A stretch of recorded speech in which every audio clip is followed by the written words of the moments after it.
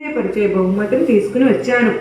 ఆ బహుమతి ఏంటో చూస్తావా అని చెప్పి ఆ గుడ్డను తీయమని చెప్పి దేవికి చెప్తారు. అప్పుడు ఆ మహారాణి ఆ గుడ్డను చిన్నగా తీస్తూ ఆ గుడ్డను తీసేటప్పుడే తన కళ్ళల్లో ఆనంద బాష్పాలు అనేవి వచ్చేస్తూ ఉంటాయి. అలా ఆ క్లాత్ని కిందకు దించుతూ తను ఏడ్చేస్తారు. అలా ఏడ్చేసరికి మహారాజుకు చాలా కోపం వచ్చేస్తుంది. ఈ యొక్క శిల్పం సరిగా బాగా రాలేదు అని చెప్పి మహారాణి బాధపడుతుంది, ఏడుస్తుంది. అసలు ఆ శిల్ప కళాకారుడు ఎక్కడా, అతన్ని వెంటనే తీసుకురండి అని చెప్పి చెప్తారు.